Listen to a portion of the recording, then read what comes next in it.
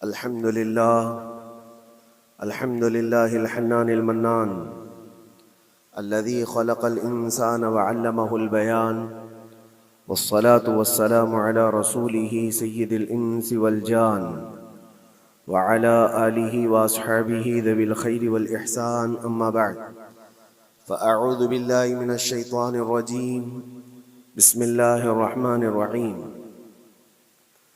إن الله لا يغير ما بقوم حتى يغيروا ما بأنفسهم، وإذا أراد الله بقوم سوءا فلا مرد له. صدق الله مولانا العظيم. بارگاہ رسالت میں آپ صلی اللہ علیہ وسلم میں درود پاک کا ہدیہ پیش کریں. اللہم صلی علی سیدنا محمد معدن الجود والکرم وآلہ واصحابہ الکرام وابنہ الکریم وبارک وسلم صلاة دائمة سرمدا ابدا. حالات زمانہ کے اعتبار سے اور ہماری حالتوں کے اعتبار سے ایک بہت ہی عمدہ شعر ہے جو بالکل صادق آتا ہے. قوت فکر و عمل پہلے فنا ہوتی ہے. قوت فکر و عمل پہلے فنا ہوتی ہے جب کسی قوم کی شوکت پہ زوال آتا ہے. یوں ہی کوئی قوم نہیں مرتی. کسی قوم کے اوپر زوال آتا ہے تو سب سے پہلے اس قوم کے اندر سوچنے سمجھنے کی صلاحیت ختم ہو چکی ہوتی ہے، تب جا کر کے زوال آتا ہے. آج اس شعر کو میں پڑھتا ہوں تو محسوس ہوتا ہے کہ ہماری قوم پر یہ شعر صادق آتا ہے. قوت فکر اور عمل یہ پہلے رخصت ہو گئی ہے، جس کی وجہ سے یہ زوال آ رہے ہیں. لوگ اب حادثوں پر بیٹھ کر کے چرچا کرتے ہیں. حادثہ ہونے سے پہلے جو فکر ہونی چاہیے وہ مفقود ہے. گھر جلنے کے بعد پھر میٹنگ کرنے کا مطلب کیا ہے؟ اس سے سیفٹی کے لیے پہلے سے انتظامات ہوں تو اس کو لائق و فائق اور دانش مندی سمجھا جائے گا. آج کے وہی حالات ہیں میرے عزیزوں. آپ کو پتہ ہے کچھ قومیں ایسی ہیں جو فیوچر پلاننگ کے لیے 100 سال کے بعد کا سوچتی ہیں، جبکہ یہ اسلام کا حصہ تھا. نبی کونین صلی اللہ علیہ وسلم نے 1400 سال بعد ہونے والی چیزوں کی پیشین گوئی فرمائی کہ نہیں فرمائی؟ اللہ کے نبی صلی اللہ علیہ وسلم نے 1000 سال بعد پیدا ہونے والی چیزوں کو پہلے سے بتایا تھا کہ نہیں؟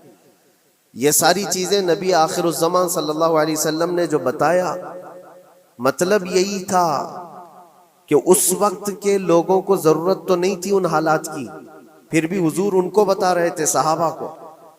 آج جو چیزیں پیدا ہونے والی ہیں وہ رسول پاک کو پتا تھا، 1000 سال بعد ہونے والی چیزیں ہیں، لیکن اس وقت کے صحابہ کو یہ باتیں کیوں بتائی جا رہی تھی؟ ان کے حالات تو اس وقت کے نہیں تھے ویسے. اس کے باوجود نبی پاک صلی اللہ علیہ وسلم نے ان کو 1000 سال بعد ہونے والی چیزوں کی باتیں اس لیے بتائی کہ یہ دین اسلام فیوچر پلاننگ کے لیے کتنا ایکٹیو ہے یہ سمجھو. آگے کے لیے اس لیے بتایا گیا کہ صحابہ اپنی اولاد کو اور وہ اپنی اولاد کو، وہ اپنی اولاد کو یہ بات منتقل کرتے جائیں اور آنے والے حادثوں سے پہلے سے ذہن پریپیئر رہے، تیار رہے. دجال کے فتنے کا ذکر کتنی مرتبہ حدیث پاک میں آیا. امت کو نبی پاک صلی اللہ علیہ وسلم نے یوں ہی نہیں چھوڑ دیا. دجال کا فتنہ آئے گا، یاجوج ماجوج کا فتنہ آئے گا، یہ ساری چیزیں بتائی گئی کہ نہیں؟ ہر مسلمان تقریباً جانتا ہے آخر زمانے میں ایک بہت بڑا فتنہ دجال کی صورت میں ظاہر ہوگا. تو یہ باتیں اتنے 100 سالوں سے چل رہی ہیں کہ ذہن تیار ہے اس فتنے کو کہ اگر ایسا فتنہ آیا تو ایمان پر ڈٹے رہنا ہے، جمے رہنا ہے. یہ بات ہوتی ہے آگے آنے والے حادثات سے قوم کو باخبر رکھنا. آج جو حالات ہیں، جب کبھی کوئی چیز لٹ جائے تو سارے لوگ سڑکوں پر آ جائیں گے یا پھر کسی نشستگاہ پر بیٹھ کر کے رات بھر میٹنگ کر کے چلے جائیں گے. یہ حادثے ہونے کے بعد کے جو حالات ہیں یہ وہی چیزیں درشا رہی ہیں کہ قوت فکر و عمل فنا ہو گئی ہے. قیادت ہمارے ہاں مفقود ہے. کسی ایک قائد کے تحت کوئی ساری قوم آنا نہیں چاہتی. آپ کیا سمجھتے ہیں کہ جو ہمارے ساتھ حالات پیش آ رہے ہیں، کبھی مسجدوں کو لے کر، کبھی خانقاہوں کو لے کر، کبھی بزرگوں کے نام کو لے کر، اب ہمارے وقف کی جائیداد کو لے کر، یہ سارے جو معاملات ہیں یہ اچانک آنے والی چیزیں نہیں ہیں. بھانپ لیا گیا ہے تمہاری پوری طبیعت کو، تمہارے مزاج کو، کہ فکر و عمل کی قوت ان کی ختم ہو چکی ہے. ان کو دو چند چیزوں میں ہی راضی کیا جا سکتا ہے. دنیا یہ سمجھ رہی ہے جس کی وجہ سے کھلواڑ پر کھلواڑ ہوتے چلے جا رہے ہیں، اور ان کو یہ بھی پتہ ہے کہ یہ کچھ نہ کر سکیں گے. میرے عزیزو، آپ نا امید اور مایوس نہ ہو کہ ہم سے کچھ نہیں ہوگا. اللہ کریم چاہے تو ایک بندے سے بھی پوری دھرتی پر زلزلہ لا سکتا ہے. اللہ کریم کی ذات پر یقین اور توکل رکھو. سرکار غریب نواز ہندوستان آئے تھے تو بہت بڑی فوج لے کر نہیں آئے تھے، اللہ کی ذات پر بھروسہ کر کے آئے تھے، اور 90 لاکھ لوگوں کے دلوں میں چراغ اسلام جلا دیا تھا. وہ یقین اور توکل کے ساتھ آئے تھے. آج لوگوں کے دلوں کے اندر جو مایوسی اور نا امیدی ڈالی جا رہی ہے کہ کچھ ہوگا نہیں، ابھی کچھ کرنے سے کچھ نہیں ہوگا، یہ نا امیدی اور مایوسی تمہاری طبیعت میں کیوں آئی؟ کیا تمہارا رب تبارک و تعالیٰ کی ذات پر یقین کمزور ہو گیا؟ اگر یہ اس طرح کی بیماری آئی ہے تو پھر بدر پڑھ لینا. جب رسول پاک صلی اللہ علیہ وسلم کے ساتھ وہ صحابہ جا رہے تھے، ان کو اچھی طرح پتا تھا کہ سامنے آنے والی فوج کتنی طاقت لے کر آ رہی ہے. 1000 لوگ آ رہے ہیں، ہاتھی گھوڑے ان کے پاس، ہتھیار اور اسباب ان کے پاس ہے، کھانے پینے کی مزے کی ساری چیزیں لے کر کے آ رہے تھے مکہ والے. اور ادھر صحابہ ننگے پیر ہیں. 313 کے پاس 4 گھوڑے ہیں، پیدل چلے آ رہے ہیں. چھاؤں لینے کے لیے کوئی جگہ تک نہیں ہے ان کے پاس. ایک کھجور کسی کے پاس ہو تو 10 لوگ اس پر اکتفا کر لیں. فاقے پر فاقہ کرنے والے وہ صحابہ. لیکن انہوں نے یہ نہیں کہا کہ اللہ کے نبی صلی اللہ تعالی علیہ وسلم سے کہ ہمارے پاس اسباب کی کمی ہے، ہتھیار کی کمی ہے، کچھ نہیں، ہمارے پاس سواری نہیں ہے. بغیر سواری کے 180 کلومیٹر مدینے سے چل کر کے وہ بدر پہنچے تھے، بدر تک پہنچے تھے. اور اس وقت اپنی ساری محنتیں، اپنی ساری قوتیں انہوں نے زمین پر لا کر رکھ دیں. پھر بدر کے میدان میں جب پہنچے تب اللہ کریم کی بارگاہ میں دعا کیا تھا میرے مصطفیٰ نے، اے اللہ اگر اس نہتی قوم کو تو نے فتح نہیں دی تو پھر قیامت تک اس روئے زمین پر سجدہ کرنے والا کوئی نہیں ہوگا. یہ محبوبانہ انداز تھا میرے مصطفیٰ کا. وہ دعا مدینے میں بیٹھ کر کے بھی تو کر سکتے تھے. 180 کلومیٹر دور اتنی مصیبت میں دھوپ میں چل کر کے جانے کی کیا بات تھی؟ ننگے پیر صحابہ گئے ہیں، فاقے پر فاقہ کیے ہوئے. وہ مدینے میں بیٹھ کر دعا کرتے تو کیا رحمت للعالمین کی دعا قبول نہیں ہوتی؟ لیکن مصطفیٰ کریم صلی اللہ علیہ وسلم نے یہ مزاج دیا ہے، پہلے فکر و عمل میدان میں لاؤ پھر دعا کرو، اللہ کی مدد آتی ہے.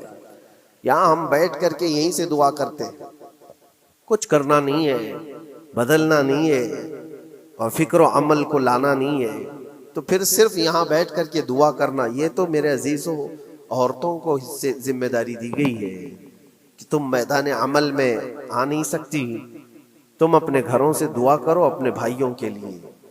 لیکن یہ کام تو اب سارے مردوں نے بھی لے لیا ہے. بہرحال قوت فکر و عمل پہلے فنا ہو جاتی ہے جب کسی قوم کی شوکت پہ زوال آتا ہے. آج یہ جو سارے معاملات ہم دیکھ رہے ہیں، اس کی ایک خاص وجہ میں آپ کو بتانا چاہتا ہوں. آج سے تقریباً 8-9 سال پہلے میرا ایک بیان بھی ریکارڈ موجود ہے، کافی دنوں تک وہ چلتا رہا. میری اپنی بات نہیں تھی.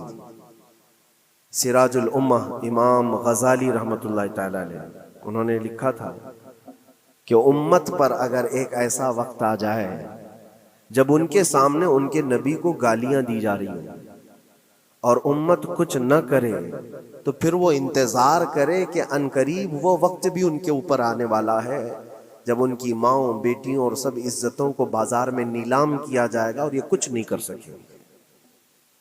وہ دن آ جائیں گے. بیسک وجہ وہاں سے شروع ہوئی کہ لوگ اپنے عیش و عشرت میں کچھ کمی نہ کر سکے. بارگاہ مصطفیٰ صلی اللہ علیہ وسلم کی گستاخیاں کھلے عام ہوتی رہیں. اور اس پر ہم لوگ جس طرح کے حالات دیکھتے رہے، بہت سارے لوگ تو مجھ کو یہ کہتے تھے، مجھ سے یہ کہتے تھے، کیا ضرورت ہے آپ کو بولنے کی، حالات دیکھ نہیں رہے آپ؟ ظالمو، تم کو اگر کوئی چھوٹی سی ماں کی گالی دے دے تو تم بپھر جاتے ہو اور اس کے اوپر آسمان توڑنے کی بات کرتے ہو، اور ہم اپنے نبی پاک صلی اللہ علیہ وسلم سے کروڑوں ماؤں سے زیادہ محبت کرتے ہیں۔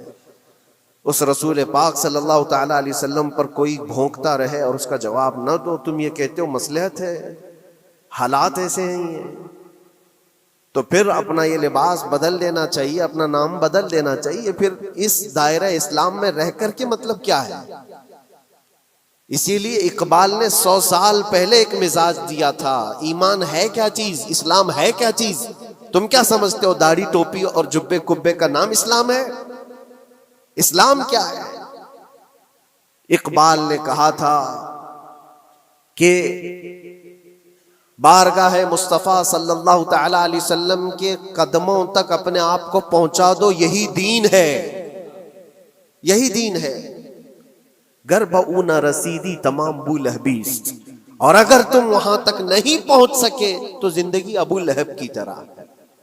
دین یہ ہے، آبرو ماں زنام مصطفیٰ است، ہم سب کی عزت و آبرو حضور کے نام سے جڑی ہوئی ہے، ان کے نام سے جڑی ہوئی ہے ہماری عزت و آبرو، اور تم اس نام کی حفاظت نہیں کر سکو گے تو آگے یہ سب چیزیں آنے والی ہیں جو آ رہی ہیں۔ آج لوگ آج واویلا مچا رہے ہیں، یہ بات یاد رکھنا، شیطان کبھی فجر کی نماز کے لیے اٹھا نہیں سکتا، اور اگر اٹھا رہا ہے تو پھر اس کا کوئی مقصد ہے، شیطان اور نماز۔ آج سکتہ ان کے پاس ہے، طاقت ان کے پاس ہے، حکومت ان کے پاس ہے، ڈپارٹمنٹ ان کے پاس ہے، سب کچھ، جوڈیشری، ہر چیز ان کے پاس ہو، وہ کیا کر رہے ہیں اس سے مجھے مطلب نہیں۔ میں آپ سے یہ پوچھنا چاہتا ہوں، مجھے رہزنوں سے غرض نہیں، تیری رہبری کا سوال ہے۔ تم خیر امت ہو، رسول پاک کی امت میں ہو، تمہاری بھومکا جس کو کہا جاتا ہے، تمہاری یہاں پر زندگی کے معاملات یہ بہت زیادہ اہمیت کے حامل ہیں، تم کیسے بن سکتے ہو آج؟ اسی لیے قرآن پاک کی آیت میں نے شروع میں تلاوت کی، رب ذوالجلال فرماتا ہے ان اللہ لا یغیر ما بقوم حتی یغیروا ما بانفسہم، بے شک اللہ تعالیٰ اس وقت تک کسی قوم کی حالت نہیں بدلتا جب تک وہ قوم خود اپنی حالت بدلنے کی کوشش نہیں کرتی۔ جب تک اپنی حالت بدلنا نہیں چاہتے اس وقت تک اللہ تبارک و تعالیٰ نہیں بدلے گا۔ وَإِذَا أَرَادَ اللَّهُ بِقَوْمٍ سُوءًا فَلَا مَرَدَّ لَهُ، اور اللہ تعالیٰ کا یہ جلال بھرا ارشاد تو سنو، یہ 13ویں پارے کی سورہ رعد کی آیت ہے۔ اللہ کریم فرماتا ہے، اور جب اللہ کسی قوم کے ساتھ سختی کا معاملہ کرنا چاہے، پکڑ کرنا چاہے، تو پھر کوئی طاقت اس کو ٹال نہیں سکے گی۔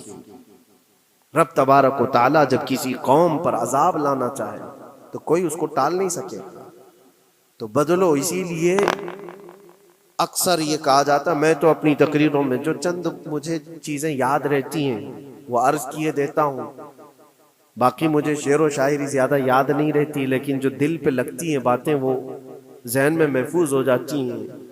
کسی شاعر نے کہا تھا، جگہ جگہ کے تھک چکے ہیں تمہیں یہ ہنگامے، نشاط لذت خواب گراں بدل ڈالو۔ کیا مطلب ہے؟ روز ایک ایک ہنگامہ ہوتا ہے، تم کو جگا رہا ہے، اٹھ جا اے مسلمان، اٹھ جا، نشاط لذت خواب گراں بدل ڈالو، لمبی نیند سونے کی جو عادت پڑی ہوئی ہے اس مزے کو بدل ڈالو۔ غلط روی سے منازل کا بعد بڑھتا ہے، مسافروں رویش کارواں بدل ڈالو۔ شاعر نے کہا ہے، ادھر ادھر کی لے میں چلتے رہو گے تو منزل لمبی ہو جائے گی۔ جس راستے پر تمہیں چلنا ہے، اگر بار بار ادھر ادھر مڑتے رہو گے، غلط روی اس کو کہتے ہیں، غلط چلنے سے منازل کا بعد بڑھتا ہے، منزل لمبی ہو جاتی ہے، جہاں پہنچنا تھا وہ پہنچ ہی نہیں پاؤ گے۔ اسی لیے شاعر کہتا ہے، مسافروں رویش کارواں بدل ڈالو، قافلے کے چلنے کا جو طریقہ ہے اس کو بدل لو تم۔ یہ پوری کی پوری بات ہم پر فٹ ہوتی ہے، چلنے کا انداز بدل ڈالو اے نوجوانوں۔ جہاں کسی کے گھر میں آگ لگی ہو، دھواں اٹھ رہا ہو، اور اگر کوئی نوجوان اندر بیٹھ کر کے یہ کہتا ہو کہ یہ ساون کا موسم ہے یا پھر یہ ابر رحمت ہے، تو اس کی سوچ پر ہم کیا کہیں؟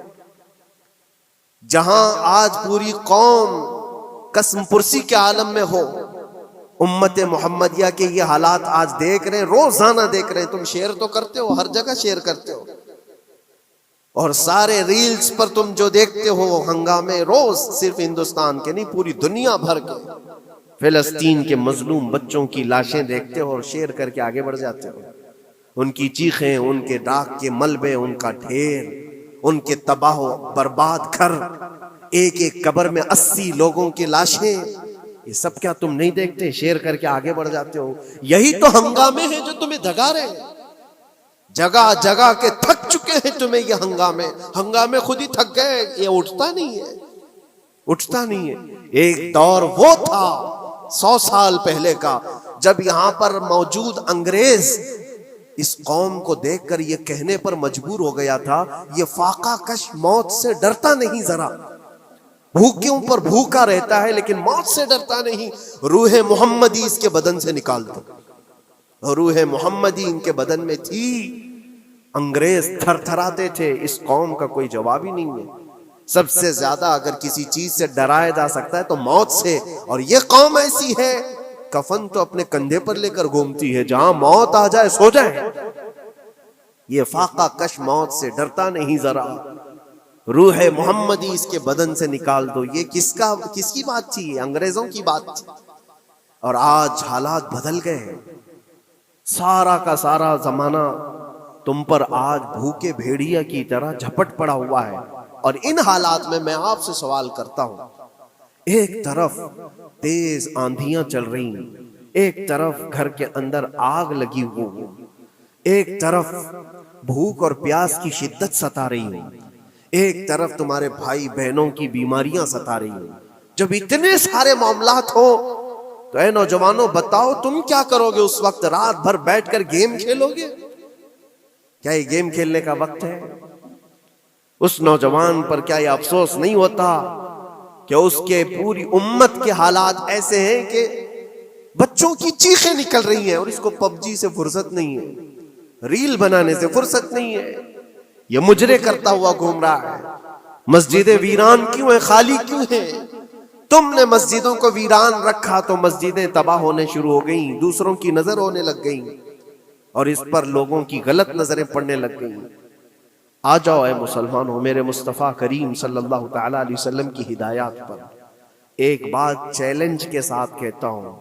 تمہارا نام اگر نبی پاک صلی اللہ علیہ وسلم کے نام سے جڑا ہے تو یہ چیلنج کے ساتھ میں کہتا ہوں، اس رہتی دنیا میں تمہیں پوری طاقتیں مل کر وہ عزت نہیں دے سکتی جو میرے مصطفیٰ کے قدموں کی وابستگی دے گی. کوئی تمہیں عزت نہیں دے سکتا. تمہیں وہیں آنا پڑے گا، اسی پوائنٹ پر آنا پڑے گا جہاں پہنچ کر کے خالد بن ولید نے عزت پائی تھی. اسی نقطے پر آ کر جمع ہو جاؤ جہاں عمر پہنچے تھے تو فاروق اعظم بن گئے تھے. اسی نقطے پر آ جاؤ جہاں علی پہنچے تھے تو حیدر کرار بنے تھے.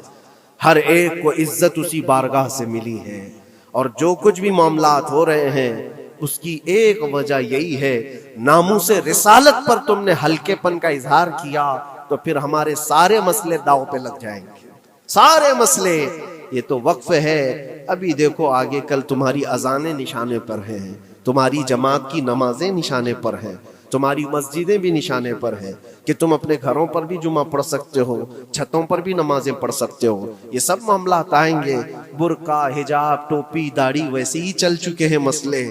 ہر چیز نشانے پر ہے. ارے تمہارے کھانے بھی نشانے پر ہیں، تم کیا کھاؤ گے، کیا بچاؤ گے، یہ بھی نشانے پر ہے. یہ سارے مسائل صرف اسی بنیاد پر ہے. قوت فکر و عمل پہلے فنا ہوتی ہے جب کسی قوم کی شوکت پہ زوال آتا ہے. اور یہ ایک بات یہ بھی میں بتا دوں، اقبال نے سچ کہا تھا، ان کے جو ہم غلام تھے خلق کے پیشوا رہے، ان سے پھرے جہاں پھرا پھر آئی کمی وقار. جو کچھ بھی ہوا ہے ہماری عزت و وقار میں کمی کا مسئلہ ان سے پھر جانے کی وجہ سے. نبی پاک سے تم دور ہوئے، یہ عزتوں اور وقاروں میں کمی ہے. عجیب سی بات نہیں ہے، یہ دوغلا پن نہیں ہے؟ میں ان نوجوانوں سے پوچھتا ہوں، نبی پاک صلی اللہ علیہ وسلم سے سچی محبت کا اظہار کرتے ہو، حضور سے اپنی جان سے زیادہ محبت کی بات کرتے ہو، لیکن جب ان کے اخلاق کی بات کی جائے تو تمہیں اخلاق ان کے پسند نہیں ہے؟ حضور پاک کا چہرہ نہیں پسند ہے؟ حضور پاک کے لباس تمہیں نہیں پسند ہے؟ تو پھر کون سی محبت کی بات کرتے ہو؟ اللہ کے رسول صلی اللہ تعالی علیہ وسلم سے تم بے انتہا محبت کی بات کرتے ہو، پھر وہ محبت کا تقاضا یہ ہے کہ تمہاری ظاہری زندگی میں بھی تو نظر آئے کچھ۔ محبت کا تقاضا یہ ہے، تم شرما جاتے ہو، دنیا کیا کہے گی مجھے، دنیا کیا کہے گی، دقیانوسی کہے گی، فنڈامنٹل کہے گی، پرانے زمانے کا کہے گی، میں چہرے پر داڑھی رکھ لوں تو لوگ مجھے پتہ نہیں کیا کیا کوسیں گے۔ تم نے دنیا کے لیے اپنے آپ کو بدل لیا، یہ نہیں سوچا کہ یہ وہی دنیا ہے جو 4 دن کے بعد میری دوستی کو لات مارے گی اور 4 دن کے بعد مجھے قبر میں رکھ کر کے منو مٹی پر دبا دے گی، اور مجھے جانا تو ہے، پھر قبر میں منہ دکھانا ہے تو اسی مصطفیٰ کو دکھانا۔ جہاں یہ نہیں پہنچ سکتے وہاں رسول پاک ہوں گے، محشر کے میدان میں جہاں کوئی سہارا نہیں ہوگا، اس وقت رسول پاک تمہارا ہاتھ پکڑ رہے ہوں گے، اور تم نے ان کا خیال نہیں کیا۔ آ جاؤ اسی نقطے پر، اسی پوائنٹ پر جہاں ہماری کامیابی مضمر ہے۔ میں صرف اور صرف اپنے بیانوں میں یہی چیز عرض کرنا چاہتا ہوں، صرف اتنا چاہتا ہوں، اے نوجوانوں، جس کے نام سے تم آباد ہو اس نام کے ساتھ صحیح معنوں میں جڑ جاؤ، کیونکہ قرآن کا وعدہ ہے وَلَا تَهِنُوا وَلَا تَحْزَنُوا وَأَنْتُمُ الْأَعْلَوْنَ إِن كُنتُم مُؤْمِنِينَ۔ گھبراؤ مت، پریشان مت ہو، تم سب سے زیادہ بلند رہو گے۔ اگر اللہ نے فرمایا ہے تو یہ 100% حق ہے۔